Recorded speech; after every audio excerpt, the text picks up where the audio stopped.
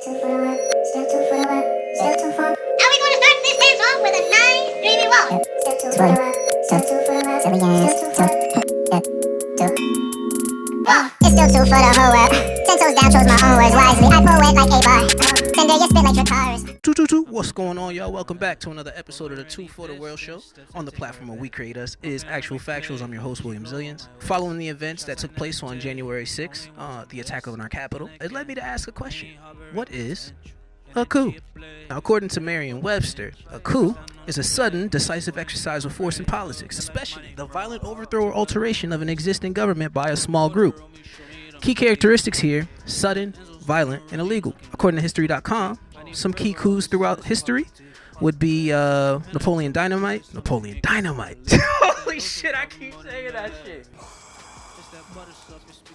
Napoleon Bonaparte, who in 1799 got back from Egypt after a successful campaign, decided he wanted to be the ruler of France.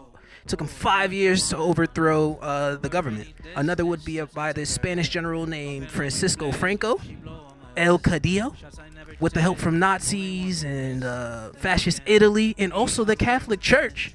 They helped him with a 3-year civil war that he won, and he ended up being like a dictator until 1975. Gaddafi took over Libya at the age of 27 when the king was out of the country at like a health resort or something like that, and it took him and his regime 2 hours to take over, and he ruled for 42 years thereafter.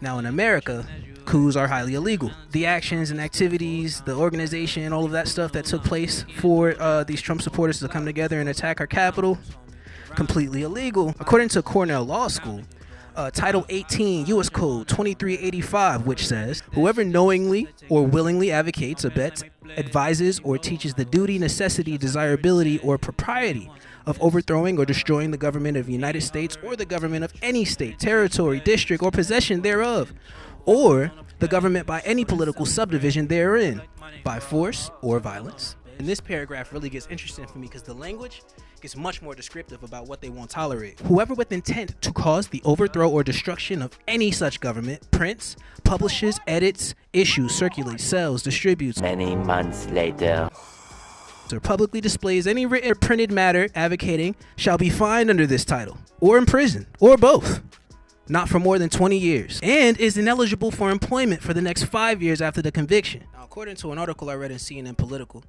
one of our nation's top prosecutors, Michael Sherwin, says that he expects to see hundreds of arrests in the following months. Hopefully, we will see justice served entirely to the full spectrum of responsibility. Word. But yo, this has been another episode of the Two for the World show. On the platform where we create us is Actual Factuals. I'm your host, William Zillions. And stay true. It's still too full. Just a kiss, I know you felt it too. Made me wanna hold my boombox over my head outside your window. Trying to say anything, nothing that I feel with you. Made me wanna wrap my boombox over my head outside your window. Right outside your window.